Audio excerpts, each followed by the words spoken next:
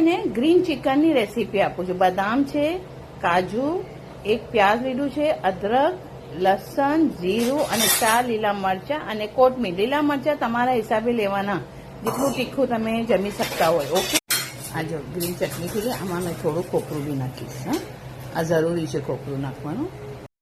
દેખો, મેં તમારે મસાલો બતાવ્યો હતો ને, ગ્રીન, જે કોથમીર, જીરું, બદામ, કાજુ, પ્યાજ, લસણ, અદરક અને ખોપરું.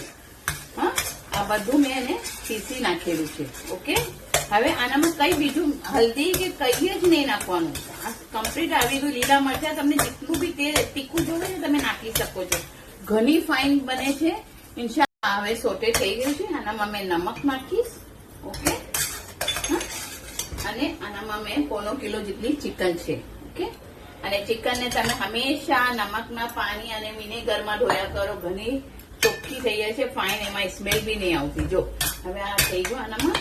હવે આનામાં મેં આ પાણી નાખી દઈશ થોડું છું, અને એને ધીમી આંચ પર મૂકી દઈશ, એને કવર કરીને. ઠીક છે, આનામાં મેં કમસે કમ 1 થી 1.5 ગ્લાસ પાણી નાખું છું, કે અમે ચિકન બહુ જલ્દી પાકીએ છીએ, અને ઢાંકી દઈશ, અને કવર કરી દઈશ. હવે આ પાકી જશે ને પછી તમારી બધી ફૂલ રેસીપી, ઘણા જણા કહે છે આંટી પણ મારી ફૂલ રેસીપી હોય છે, મેં એન્ડ સુધી બતાવું છું, તો પ્લીઝ બરાબર જો. અને યુટ્યુબ પર બી મારો ચેનલ છે, સબસ્ક્રાઇબ કરતા બેનો ના ભૂલજો, અને ઇન્સ્ટાગ્રામ પર બી ફોલો કરતા ના ભૂલતા. જે નથી જોયા જલ્દી આવો અને મારા વિડીયોઝ જો અને ફોલોઝ કરો.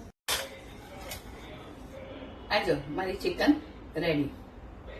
ને એનો આમ જરાક આમ રસ્સો થોડો સૂકો રાખવાનો, એના સાથે બચ્ચાઓ આરામથી જમે. અને આ મારી ફૂલ રેસીપી છે, બનાવજો. તમારા બચ્ચાઓ શોખથી જમશે.